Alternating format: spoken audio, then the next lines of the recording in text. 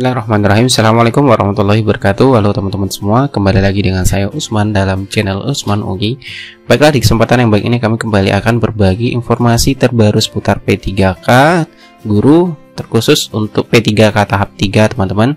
Tentunya banyak yang bertanya terkait dengan seleksi kompetensi tahap 3. Oleh karena itu di sini kami khusus membahas untuk P3K tahap 3 ini terkait dengan kapan akan dibuka, kemudian aturan-aturan ataupun ketentuan-ketentuan yang berlaku di tahap 3 nantinya. Oleh karena itu silakan simak video sampai selesai, dan seperti biasa bagi rekan-rekan yang baru pertama kali menemukan channel ini, jangan lupa untuk tekan tombol subscribe-nya dan aktifkan lonceng notifikasinya agar siap kami mengupdate info-info terbaru seputar P3K baik itu di tahun 2021 maupun di tahun 2022 nantinya teman-teman yang pertama kali mendapatkan notifikasinya. Oke, terima kasih. Baiklah, langsung saja kita ke pembahasan terkait dengan pelaksanaan P3K tahap 3. Tentunya pertanyaan kita pertama kali adalah kapan akan dibuka. Nah, untuk menjawab pertanyaan ini kami mencoba bertanya ke admin GTK Kemendikbudristek, yaitu layanan helpdesk-nya. Nah, di sini teman-teman kami mendapatkan jawaban seperti ini. Selamat datang di layanan Kemendikbud dengan Pak Ferry. Perihal informasi seleksi tahap 3 saat ini itu belum ada informasi terbaru, dan kami sarankan silakan melakukan pengecekan secara berkala pada akun SSCSN dan website resmi kami, yaitu guru.ppk.kemendikbud.go.id, untuk mendapatkan informasi terkini. Jadi ini teman-teman jawaban dari admin GTK Kemendikbud, tidak ada spesifik untuk mengenai kapan pelaksanaan P3K tahap 3, karena memang untuk tahap sampai saat ini memang masih dalam proses masa sangga seleksi kompetensi tahap 2, dan untuk pengumuman akhirnya nanti tanggal 31 Desember. Namun teman-teman di akun SSCSN teman-teman masing-masing tentunya ada menu, yaitu terkait dengan memilih formasi P3K guru tahap 3. Nah, ini tentunya mengindikasikan bahwasanya untuk P3K tahap 3 itu akan dilaksanakan ya, seperti itu. Karena di sini ada menu untuk memilih formasi P3K guru tahap 3, namun pemilihan formasi tahap 3 ini belum dapat dilakukan. Tentunya untuk mengenai kapan jadwal pastinya kita masih menunggu penjelasan dari Panselnas untuk tanggal kepastiannya. Tentunya setelah nanti pengumuman pasca sangga tahap 2, maka nanti akan ada informasi mengenai secara valid untuk P3K tahap 3 ini. Nah, untuk lebih jelasnya kita lihat alur tahapan seleksi P3K guru khusus untuk di tahun 2021, dan kita fokuskan saja ke tahap 3 teman-teman. Di tahap 3 ini kalau kita perhatikan, yaitu nanti pesertanya itu ada kategori 1, 2, 3, dan 4, yaitu guru honor STHK 2, honor negeri, swasta, dan lulusan PPG. Tentunya yang tidak lulus di tahap 2 kemarin teman-teman, itu akan melakukan peserta memilih kembali formasi yang masih belum terisi sesuai serdi atau kualifikasi yang bersangkutan. Kemudian seluruh peserta itu nanti dapat melamar di instansi lain. Jadi ini kelebihan atau yang membedakan antara tes tahap 1 dan tahap 2, itu peserta nanti bisa melamar ke instansi lain, itu lintas wilayah teman-teman. Kemudian mengenai nilai, nanti akan diambil nilai tertinggi antara PG1, PG2, dan PG3. Nah, tentunya nanti lebih jelasnya kita akan bahas lebih jauh mengenai pengolahan nilai ini. Dan kemudian setelah selesai tahap 3, apabila masih ada tentunya formasi yang belum terpenuhi, yaitu dikenal istilahnya dengan optimalisasi, yaitu pengisian formasi kosong. Nah, setelah tes ketiga nanti formasi yang masih belum terisi itu dapat dilakukan optimalisasi pengisian formasi kosong, dan pengisian formasi kosong itu dilakukan berdasarkan ranking penilaian sekolah yang akan ditentukan oleh Kemendikbudristek tentunya. Nah, untuk lebih jelasnya kita ke aturan-aturan untuk ketentuan pelaksanaan P3K guru tahap 3. Tentunya pedoman kita Permen Pan RB nomor 28 tahun 2021. Nah, yang pertama kita lihat pesertanya. Tentunya teman-teman sudah mengetahui, yaitu 4 kategori peserta tadi yang sudah kita sebutkan. Kemudian mengenai untuk pendaftarannya, nanti pelamar itu nanti akan melakukan pemilihan kebutuhan ulang pada SSCSN sesuai dengan yang sama seperti tahap 1 dan tahap 2. Mengenai formasi yang bisa dilamar, tentunya nanti sistem yang akan menentukan kembali. Peserta nanti tinggal memilih formasi yang dikeluarkan secara otomatis oleh sistem. Tentunya pengecekan identitasnya sudah by sistem, jadi formasi informasi yang dikeluarkan oleh sistem itu adalah sesuai dengan linearitas kualifikasi pendidikan maupun cerdik teman-teman sekalian, seperti itu. Jadi apakah SD bisa ke SMP, kemudian SMP bisa ke SMA dan lain sebagainya, itu nanti formasi yang dikeluarkan di sistem, teman-teman tinggal memilih ya, seperti itu. Nah, kemudian yang ketiga di sini, pelamar dapat memiliki kebutuhan P3K di seluruh sekolah wilayah Indonesia yang belum terpenuhi pada seleksi kompetensi 1 dan kompetensi 2, tentunya sesuai dengan linearitas sertifikat pendidik dan atau kualifikasi pendidikan pelamar. Seperti itu ya teman-teman untuk terkait aturan pemilihan formasi nantinya.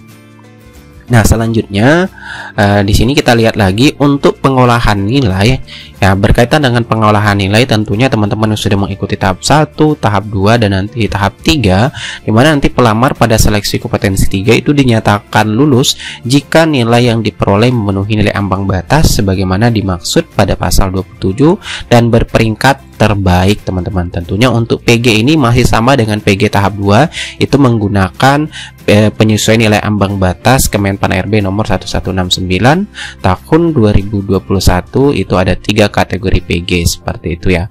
Nah, kemudian yang kedua di sini aturannya, nilai yang diperoleh sebagaimana dimaksud pada ayat 1 itu dapat ditentukan dari nilai terbaik di antara nilai sebagai berikut, yaitu nilai seleksi kompetensi 1, kompetensi 2 dan kompetensi 3. Jadi teman-teman setelah nanti mengikuti seleksi kompetensi 3 namun nilainya itu lebih rendah dibanding tahap 2, tahap 1 tentunya nanti akan dipilih oleh sistem tentunya dari Panselnas yang akan menentukan nilai mana yang teman-teman harus gunakan untuk di ranking di tahap 3 nantinya, seperti itu. Nah, selanjutnya untuk terkait masih dengan pengolahan nilai ini, nilai seleksi kompetensi 1 sebagaimana dimaksud pada ayat 2 tadi huruf A hanya dapat digunakan. Nah, ini banyak teman-teman bertanya. Yang pertama pastinya memenuhi nilai ambang batas teman-teman. Dan yang kedua, pada seleksi kompetensi 3 itu pelamar memilih jabatan dan bentuk satuan pendidikan yang sama dengan seleksi kompetensi 1. Nah, seperti itu ya. Jadi mungkin di seleksi kompetensi 1 teman-teman memilih formasi yang tidak sama di seleksi kompetensi 2, namun di seleksi kompetensi 3 memilih formasi yang sama dengan seleksi kompetensi 1. Tentunya nanti akan dilihat ya nilai antara di mana teman-teman seleksi kompetensinya itu akan diambil tergantung dari pemilihan jabatan dan bentuk satuan pendidikan yang sama dengan seleksi kompetensi 1, seperti itu. Nah, kemudian untuk nilai seleksi kompetensi 2 sebagaimana dimaksud pada ayat 2 huruf B hanya dapat digunakan jika sama memilih nilai ambang batas. Kemudian pada seleksi kompetensi 3 pelamar memilih jabatan dan bentuk satuan pendidikan sama dengan seleksi kompetensi 2, seperti itu. Jadi kami sarankan kepada rekan-rekan sekalian untuk memilih formasi yang sama yang dilamar pada saat seleksi kompetensi 2 maupun seleksi kompetensi 1. Tentunya silakan teman-teman memilih nilai PG mana yang tertinggi setelah teman-teman mengikuti tahap 1 maupun tahap 2, seperti itu. Samakan dengan formasi di tahap 3 nantinya. Nah, selanjutnya untuk P3K tahap 3 ini nilai seleksi kompetensi 3 sebagaimana masuk pada ayat 2 huruf C tadi hanya dapat digunakan jika memenuhi nilai ambang batas. Tentunya untuk nilai tahap 3 ini teman-teman, kalau seandainya teman-teman mengikuti tahap 3 dan nilainya lebih tinggi dibanding PG1 tahap 1 dan PG tahap 2, tentunya nilai PG tahap 3 ini akan diambil atau yang akan di-ranking nantinya. Nah, selanjutnya kita lihat mengenai optimalisasi formasi. Nah, dalam hal kebutuhan P3K belum terpenuhi nanti setelah P3K tahap 3 ini, kebutuhan P3K akan diisi oleh pelamar yang tidak lulus seleksi kompetensi 3. Jadi diadakan tes dulu teman-teman. Nah, dengan ketentuan yang pertama yaitu memenuhi nilai ambang batas dan berperingkat terbaik, tentunya ada perankingan lagi. Dan kedua itu jabatan yang akan diisi adalah jabatan yang belum terpenuhi pada bentuk satuan pendidikan lain yang sama dengan jabatan dan bentuk satuan pendidikan yang dipilih pelamar pada seleksi kompetensi 3. Dan ini tolong dipahami yang untuk yang B ini teman-teman. Dan yang C, bentuk satuan pendidikan yang akan diisi ini berada dalam satu wilayah kewenangan penyelenggaraan pendidikan. Dan yang ke-8, metode penentuan sekolah yang akan dipenuhi kebutuhannya sebagaimana dimaksud pada ayat 7 akan ditentukan oleh kementerian yang menyelenggarakan urusan pemerintahan di bidang pendidikan, tentunya adalah Kemendikbudristek yang akan menentukan penentuan sekolahnya, seperti itu. Nah, untuk mengenai optimalisasi formasi ini, ada juga kami mendapatkan informasi dari admin SIM P3K Kemendikbudristek, yaitu di sini dijelaskan bagi guru yang sudah memenuhi passing grade namun belum mendapatkan penempatan atau formasi ya teman-teman, maka setelah akhir seleksi kompetensi akan ada optimalisasi. Dan optimalisasi adalah penempatan berdasarkan kebutuhan guru. Dengan itu kami memberikan kesempatan bagi guru-guru yang telah memenuhi ambang batas untuk mendapatkan penempatan berdasarkan ketersediaan formasi yang tersisa dari keseluruhan tahap tes, yaitu tahap 1, 2, dan 3, dan memberikan kesempatan pada guru-guru tersebut untuk mengabdi dan menjadi ASN P3K guru. Dan untuk informasi lebih lanjut nanti bisa dicek di guru pppk.kemendikbud.go.id. Dan ini untuk jawaban terkait dengan optimalisasi formasi dari admin SIM P3K Kemendikbudristek.